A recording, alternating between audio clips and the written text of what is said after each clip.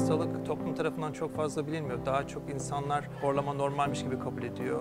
Horlayan insanın derin uykuda olduğunu düşünüyorlar ama tam tersi, aslında horlayan insan daha çok yüzeyel uykudadır ve maalesef 10 saat uyusa yorgun kalkar. 2 sene önce almamla beraber uyku apnesi başladı. Zor nefes almaya başladım. Uyuyamıyordum. Geceleri çok sık uyanıyordum. Salondaki koltuğa geçiyordum. Televizyonu açıyordum gecenin saat 2'si 3'ü. Televizyon seyrederken sabaha karşı uyumaya çalışıyordum. Yani aşağı yukarı 1,5-2 sene böyle devam etti.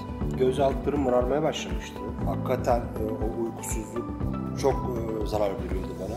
1-2 yıldan beri eşim çok zorluk çekiyordu gece. Rahat uyuyamıyordu.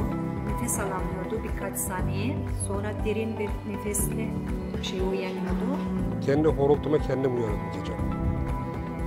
Akşam saat 10-10.30 gibi uyuyordum. Sabah saat 10'da da kalsam, 9'da da kalsam uykum alamıyordum. Sabah böyle bir yorgundum. Tabii yorgunluk ister istemez stres yapardı benim. 3 seferde bile nefesim durdu gece benim. Özel bir şirkette çalışıyorum, servis kullanıyorum. Serviste kendi gürültümden uyanan bir insandım. Eğer ben kendim bu kadar rahatsız oluyorsam dışarıdaki insanlara bunu yaşattığınız zaman çok hoş olmuyor. Eşim çünkü söylüyordu ama şimdi eşiniz olduğu için ya falan abartıyor musun gibi geçiştirebiliyorsunuz ama dışarıdaki insanlara bunu yaşattığınız zaman çok hoş olmuyor. Bir de hani yorgun kalkıyordu açıkçası her gün. Öyle dinlenmiş olarak kalkmıyordu hiçbir zaman. Biz de dedik neden hani Fatih Bey'le konuşmuyoruz? Bu hastalar genelde bize horlama ve gece uykuda nefes durmasıyla başvuruyor. Biz bu durumun şiddetini teyit etmek amaçlı uyku testi yapıyoruz, polisomnografi dediğimiz. Hastalarımızı bir gece yatırıyoruz, bir takım aletler bağlayıp bunun şiddetini ölçüyoruz. Kaç defa nefeste durma oluyor, horlaması ne düzeyde, hangi pozisyonda oluyor, buna bakıyoruz.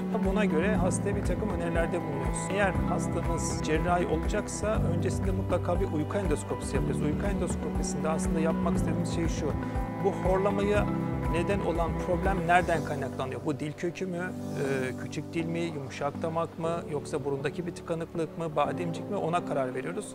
Medipol Hastanesi'ne geldim. Muhammed Hoca çok yardımcı oldu, muayene etti beni. Detayları anlattı. Ameliyat olmam gerektiğini söyledi. Cesaret verdi bana. Korkuyu yendim bir şekilde. Artık bu uykusuzluk, yorgunluk artmaya başladı. Kendisine de güvenimiz sonsuzdu.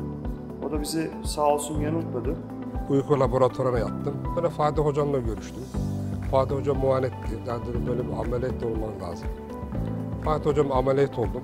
Hasta ameliyathanede ortalama bir 10-15 dakika içerisinde horlatıyoruz, apneye sokuyoruz ve burundan bir kamerayla girip darlığın nerede kaynaklandığına bakıyoruz. Eğer dil kökü ise ona yönelik bir cerrahi planlıyoruz. Genelde robotik cerrahi yapıyoruz ama eğer yumuşak damak, küçük dil veya bademcik ise onu da aynı seansta cerrahimizi uygulayıp hastamızı uyandırıyoruz. Ortalama bir 10 günlük bir iyileşme süreci var. Daha sonrasında da hastalarımızı belli periyotlarla çağırıp kontrollerini yapıyoruz.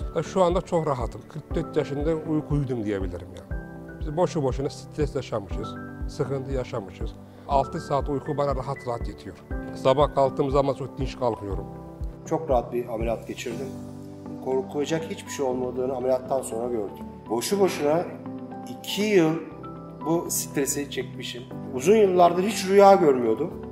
Rüyanın sebebi de derin uykuya dalmakmış. Ben ameliyattan sonra derin uykuya artık dalabiliyorum. Ben rüya görüyorum geceleri. Dinlenmiş olmak, güne zinde başlayabilmek cidden çok önemli bir şey.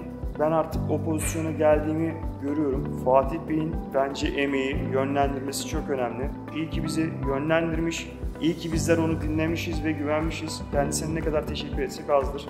Özellikle biz eşleriyle birlikte kontrolleri çağırıyoruz. Eşlerinden geri bildirim almaya çalışıyoruz. Horlaması ne düzeyde, apnesi ne boyutta diye. Daha net bir bilgi için de 3 ay sonra tekrar bir uyku testi yapıp ameliyattan önceki uyku testimizle karşılaştırıyoruz. Ne derece bir başarı elde etmişiz. Bu şekilde hastalarımızdaki problemi çözmeye çalışıyoruz.